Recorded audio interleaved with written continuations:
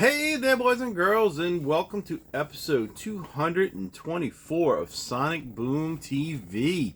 This episode is going to be about some new records that I've gotten in the last couple weeks. Haven't done a video about any of them. I was going to make this into a longer video with some others, like Dollar Bin kind of records, but decided to hold off on that. So it's just going to be the new things that I've gotten. I wanted to say that some of you probably saw the Free Comic Book Day video I posted yesterday. I probably should just be doing a comic book show because that silly video that I did just showing what I got for Free Comic Book Day, in less than 24 hours, I was already gotten 592 views, 6 comments, 22 likes, and 1 dislike. And there's always that one dislike when I have a video that's kind of popular. So anyway, thought that was interesting. I've even got some new subscribers based off of that, I guess.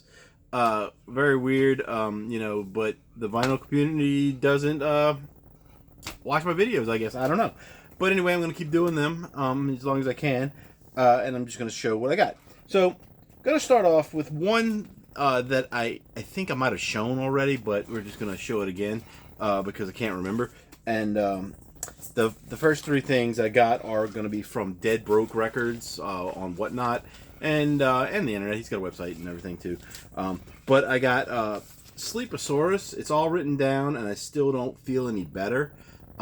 He says that this wasn't put out by Dead Broke. This was put out by Creep Records and Mother Box Records, it looks like. Mother Box Records. I'll show the back in a minute. But he said that this letter right here was actually from a friend of his that wrote to them years ago when this came out. This is a 90s kind of pop punk thing. I listened to it once so far. Pretty good stuff. I think I paid somewhere between 10 and 20 for this. I can't remember the prices on everything. It's been a while since I've had some of these. And some of them I've listened to, some of them I have not. Sleeposaurus. Show the back. Got that Creep Records, Mother Box Records. They pretty good. I never heard of this band in the 90s or anything. But very very good for somebody I missed completely. When I got the record though, kind of freaked out a little bit because I saw that, and of course got some fingerprints on it because I haven't cleaned it yet. But when I got it, I was like, oh no, there's 2 holes in it, and something's wrong. Like, it looked like it's printed like that though. It's printed to be half the label, and with a faux hole right there. There's actually one real hole right there, and then the other side is the same way. So I was like, oh no. And in each one, this shows the Mother Box logo, and this side shows the Creep logo. So you could tell they did it on purpose. And it says Sleeposaurus. So it was definitely done on purpose. Unique. Kind of scared me there for a second that I got this record. That was off centered or whatever, but it was not, and it played very good. And glad to have it.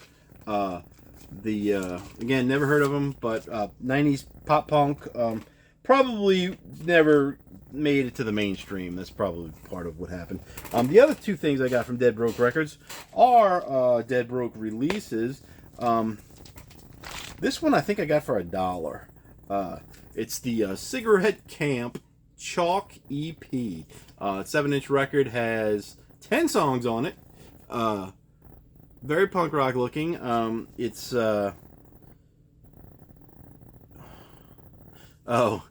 looks like it was on Go-Kart Records, but it says Bloated Cat Records, so that's different. And then it's got Dead Broke Records at the bottom. That must be an old logo. I don't know how long ago that was.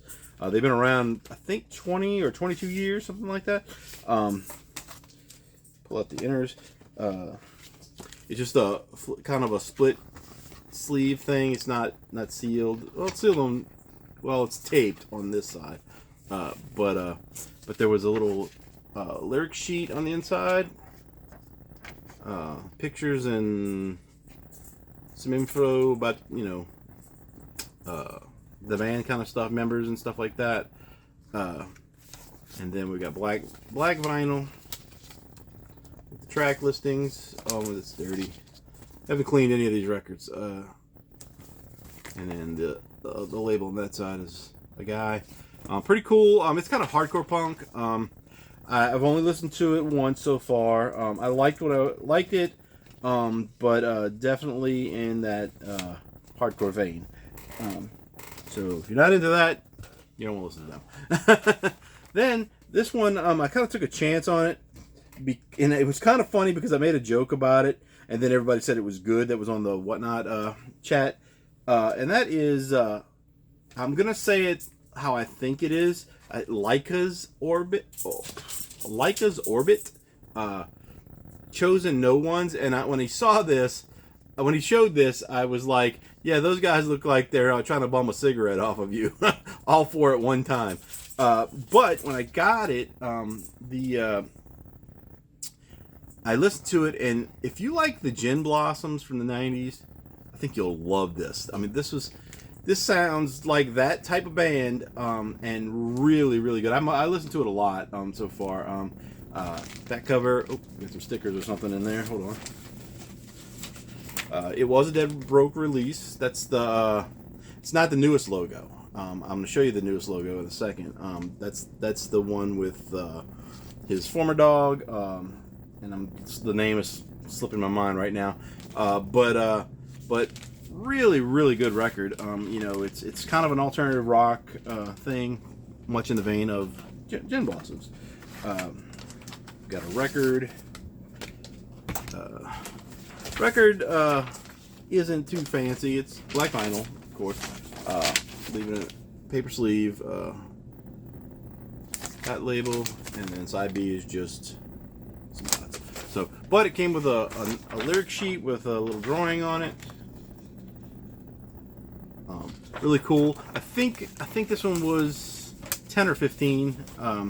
Not much. Most of the Dead Broke stuff is fairly cheap as far as modern day record prices go. When they have something new, it tends to be a little bit more expensive. But there must be a download card in there because I can't get the record in. Prices generally, if you get them on Whatnot anyway, you'll pay anywhere from $5 to about $20 to $25 maybe on most things, and then every now and then there's something a little more expensive, but you can't, if you're into alternative and punk rock stuff, you will not go wrong on that guy's show. So you always find something, and he usually plays it in the background for while he's selling, so you can get a sample of it, and if you want to hear something, he'll probably play it just by request.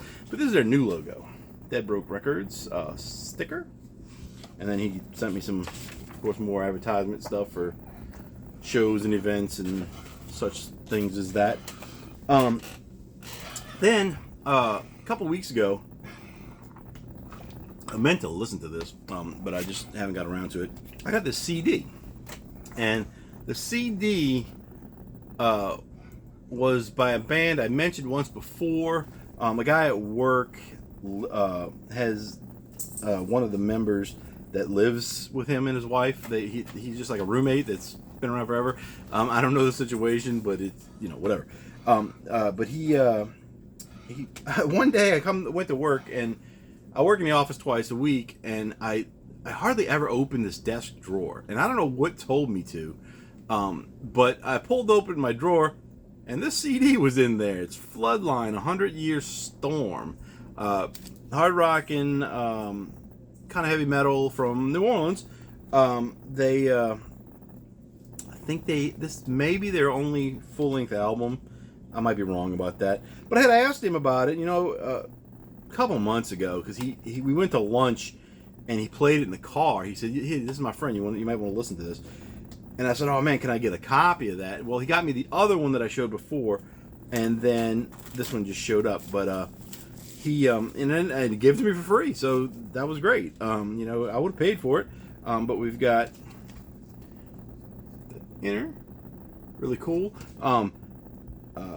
Derek Lefevre, Lefevre, I guess. That's the guy that lives with him. He's in a couple bands and stuff.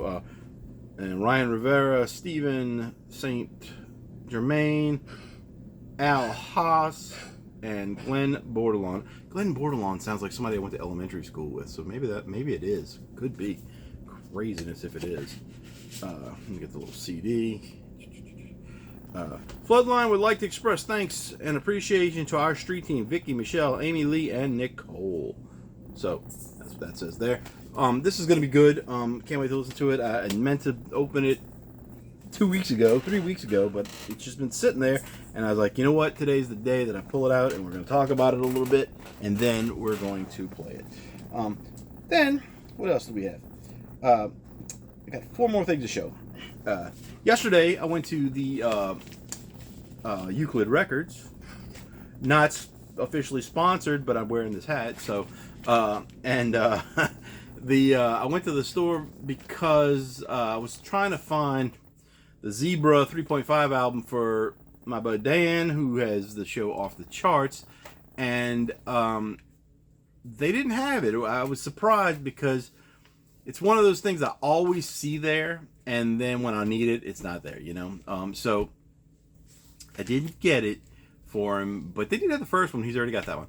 But I didn't get that, so I started looking around for some stuff, and I asked the guy that owns the place, and he said he didn't even know the name of the album was 3.5. He knew the album, but he didn't know what the name of it was, and he told me that. But we started talking about, like, Zebra a little bit, and he's like, yeah, I drive around in the country for a lot of years, and I lived in several different places, and nobody knows Zebra. And I was like, I know people know of them, I think, but nobody really knows them that well outside of Louisiana, and of course Long Island, New York, because they were pretty big there too for some reason. But for the most part, people know 1 or 2 songs, maybe. And so that's what kind of Dan's case was. He knew 1 song, and now he loves the band, so I wanted to get him Zebra. But anyway, we started talking, and I told him he was from Canada and all that stuff. And he goes, well, you ever hear of this band, Chilliwack? And he goes, they're like the Zebra of Canada. And I was like, what do you mean? And he goes, because they were famous there, but nobody knows them here. And he had probably 5 or 6 albums, and he was selling this one for $8.99, but he gave it to me for $5, he said. So, but I don't think it's anything like Zebra as far as sound goes. I think it's just a similar kind of thing where they were popular in Canada, but nobody ever heard of them here. So I didn't really listen to them. I kind of sampled them a little bit on Discogs last night, but it was brief. They didn't sound like heavy metal or anything, so, but I'm willing to give it a try. It's got this cool little corner clip thing. The way whoever clipped this, for whatever, they put that extra little notch in it. Kind of looks like it belongs there, but it doesn't really. But it's got the, printed in sheets. I mean, inner sleeve, not in sheets. With lyrics and stuff, and records in nice condition. Get that little mushroom thing on both sides, same thing. Really nice condition record. So I'm gonna listen to it. Hopefully I'll like it. They had probably 5 or 6 different albums by them, which was kind of funny that they had the Canadian band that nobody knows. They had all 5 or 6 albums by them, but the local Zebra band, they only had 1 album by them, and they only have 3 albums, so and a live album that you probably can't really get anymore. But anyway, so as I'm looking through the bins, just to see if I could find it, and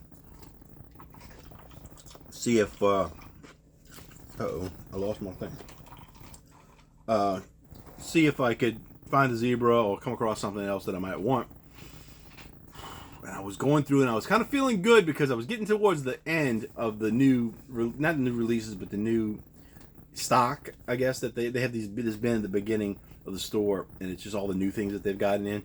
Some of it's used, some of it's brand new. I was getting towards the end, and I saw something that people would call their grails kind of album. Well, this is one of my favorite albums of all time.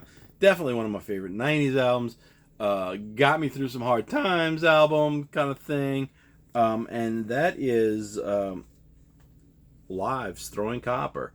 $36.99. I didn't want to spend $36.99 yesterday on a record, but I could not pass this up. It's the 25th anniversary edition, featuring Lightning Crashes, I Alone, Selling the Drama. Now includes 3 bonus songs, and I didn't realize that when I picked it up. I didn't even read the sticker. I was just so like, oh man, I gotta get this. It's the one that I've wanted, and I really love almost everything Live did. They were super, like, they were famous and they weren't. It was weird because they had a lot of big hit songs, and I can remember seeing, like, the first time I saw a video by them with their first album. It was Operation Spirit, the Tyranny of Tradition video, and that, and then Pain Lies on the Riverside. I can remember watching those videos on MTV and just being like, damn, I really love this band. And I got really into them for a long, long time when I was in college and stuff. But it's got 3 extra songs: Hold Me Up, We Deal in Dreams, and Susquintana, maybe? I don't know that third song, but We Deal in Dreams and Hold Me Up were on something else. One of them was on the Romeo and Michelle movie, I think, but not on the soundtrack. I believe that's how it worked. And the other one, I think, was on the Greatest Hits thing that they put out as an extra song. I think Hold Me Up was on that. But I'm not sure. Or We Deal in Dreams. I mean, I think it was on that, and then Hold Me Up, I think, was in the movie. But those 2 are good songs. So I don't know if they were recorded at the same time as this or not, but I'm glad to have them. So we're gonna open this up real quick. I don't have my. I lost my pick. Yeah, oh, there it is. There it is. So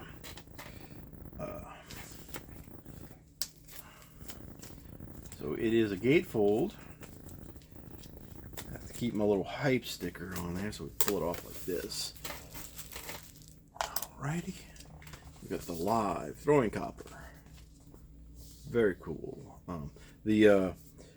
The Dam at Otter Creek is a great song. Selling the Drama, I Alone, Iris, Lightning Crashes, Top, All Over You, Shittown, TBD, Stage, Waitress, Pillar of Davidson is a great song, and White Discussion. So those are the regulars, and then, as I mentioned, the other 3 before, Hold Me Up, We Deal in Dreams, and Susquintana, I guess. Great album. This is one of the best of the 90s, and we've got the gatefold with album credits and stuff. That's not the lyrics. They may be on the inner sleeves, or maybe not. Oh, there is something in here. So what we got? We've got a lyric sheet and band photos. Unfortunately, this band went through some issues and broke up, and the very last album, which I'd never heard, has a different singer, but then somehow the original singer, Ed Kowalitz, I guess Kolowitz, I don't know how you say it. Somehow owns like 53% of the band now, and he kicked everybody out. So I don't know what the deal is with him anymore. But that 90s stuff was spot on for me. It was like one of those bands you just needed, in your life. And we've got paper sleeves. Put the thing down here. We've got black vinyl. We've got the greenish label on one record, and a red label on the other. Very, very, very good album. I cannot wait to listen to this. I used to listen to this in college. Even did a painting when I was going through this very hard time about Lightning Crashes. That's a song most people should know. They still play that one on the radio a lot. But that album, awesome. Then the last 2 things I'm going to show are both movie soundtracks, both from the same movie series, both comic book related. So those comic book people that watched my video from yesterday should definitely jump on this one, because I've got two soundtracks from Guardians of the Galaxy. It was funny. VC Vinyl on Whatnot had several different versions of the Guardians of the Galaxy soundtracks, and I just happened to have like $10 that I was like, okay, I'm gonna go buy a record on VC Vinyl, and the first thing I saw was that I wanted anyway was this one, and it's the Guardians of the Galaxy Volume 2 Deluxe Edition, featuring songs and score from the film. Songs from the motion picture, music by Tyler Bates. So saw that one, and I was like, oh man. And then they showed the first one, and then they had a picture disc one I didn't want. But they had like 3 or 4 different versions of this. But this is the one I wanted. And so I think there's another cover that might have been better than this one, but it was still cool. So then the next day I go to Target, because I hadn't been to Target in a while, just to see if they had anything. They had all the new records the prices were too high, and it was mostly stuff I don't have any interest in.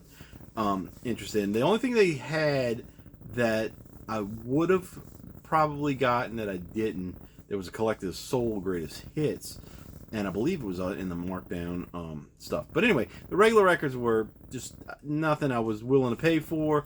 Didn't really have the money that day anyway. But I walked around, and because the way it is, there's their records, and there's some books behind it, like, a shelf selling books.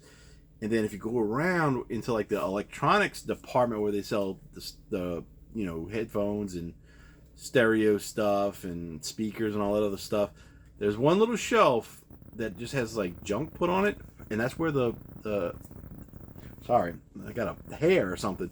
That's where they put the clearance stuff as far as records go and some other things. But anyway, Guardians of the Galaxy Deluxe Vinyl Edition, songs from the motion picture original score by Tyler Bates. This is the Target exclusive double LP in collectible red and yellow swirl vinyl. This is the one I've been wanting to get, and I saw this one at Walmart. Walmart's got a version of it too. I don't know what color the records are, but it was marked down to $14.99, and normally it was $29.99. So I was like, oh man, I gotta grab that one too. So I had both of them within 2 days of each other, totally unplanned on buying these at the time. But this one, I really like this cover. I like it better than the second one for sure. And then the back covers are plain on both of these. Very, very uninspired on the back covers. But we'll start with part one, number one, whatever you want to call it. They are both gatefolds.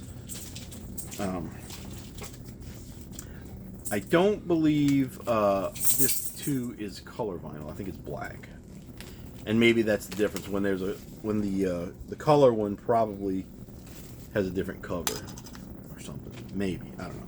But we've got this track listing. Just go over there's great songs on this. Mostly, I think this one is mostly 70s and 80s maybe. Hooked on a Feeling by Blue Suede, Go All the Way by the Raspberries, Spirit in the Sky, great song. That one was not in the movie, I don't believe, because there's an asterisk next to a song on each one of these, I believe, that wasn't in the movie. I think that's what it was. But anyway, Moon Age Daydream by David Bowie, Fooled Around and Fell in Love by Elvin Bishop. And that's funny because the stuff I'm not showing, I've got Elvin Bishop records. That'll be the next video, or a future video anyway. I Want You Back by Jackson 5, I'm Not in Love by 10cc, Come and Get Your Love by Redbone. That's a great one. Cherry Bomb by the Runaways, awesome song. Escape, the Pina Colada song. I remember that one as a kid, thought it was a dirty, filthy song, and it kind of was. By Rupert Holmes. Ooh Child, I guess. OOH.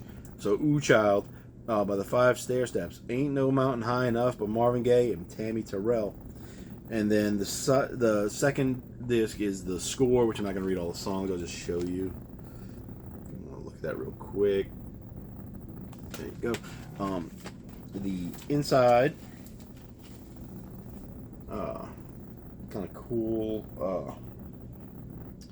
That's a painting of the team, some spaceship. I don't know what that is right there. Track listing and stuff.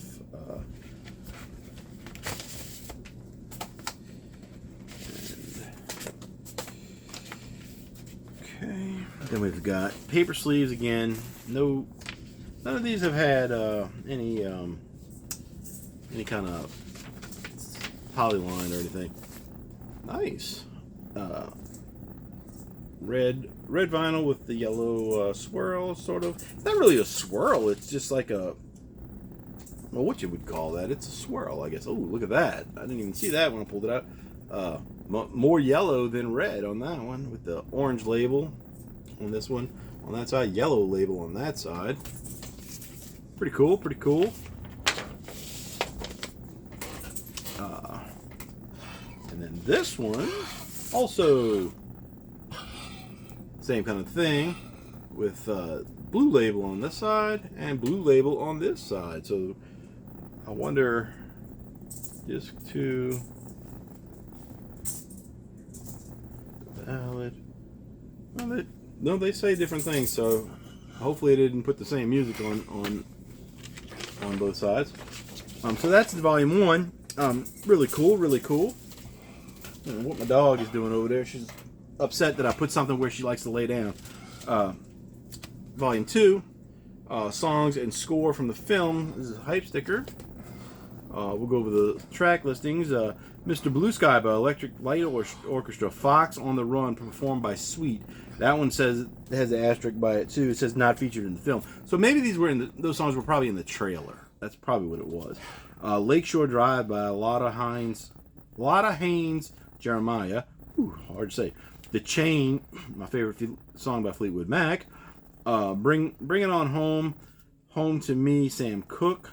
Southern Nights by Glenn Campbell. Gotta love Glenn Campbell.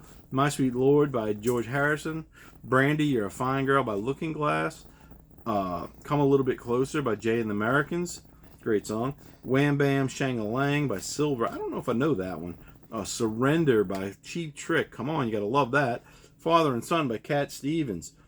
This continues on disc 2 as Flashlight, performed by Parliament, and then Guardians Inferno, performed by the Sneapers, featuring David Hasselhoff. And then, of course, we've got the score that I'm not going to read all those. Some of those have some kind of funny names. If you want to take a quick look at that. I'll show you that real quick and come up here and show you that. Again, the gatefold. So I got to get volume 3 now, which was the last movie. I don't think they're doing any more. I think 3 and Out is the trilogy kind of thing they do. And boom! Oh, that's pretty cool. We've got what looks to be cassette tapes of all the character names: Star-Lord, Gamora, Drax, Baby Groot, Rocket, Yondu. Just a tape. Guardians of the Galaxy Volume 2, Awesome Mix Volume 2. And then you got the Baby Groot. It's kind of awesome. I don't know why they didn't put anything on the back. It's kind of seems a waste, especially for something that's a comic book movie. And they didn't play up the comic book on these covers really so much, but they could have and they should have done a little bit better on the back covers. Otherwise, I'm perfectly happy with these. And I will be listening to these tomorrow. Maybe tonight, but probably tomorrow when I work. And then these have a more standardized cover. Again, paper sleeves. These do have a little. These are polylined though, so that's better. Disc 1, Volume 2. Both the records look exactly the same, so I'm not going to show the other one. But really cool, really cool. Kind of that 70s, 80s, I won't say super pop soundtrack, but definitely in the top 40 kind of vein, kind of stuff. But good stuff. I mean, it's songs that I may never buy the full albums by a lot of these bands, in groups or whatever, but definitely love these songs, and just really want to take a chance on getting into those, I guess. Take a chance. I don't know what that even meant. But anyway, that is it for this episode. Wanted to keep it kind of short, and I managed only 31 minutes or so that's pretty good. But anyway, what do you say? Subscribe and share and like and thumbs up and press the button for the bell and do all that stuff and make me super popular, and things like that. Whatever we do. Talk to you guys later. See you.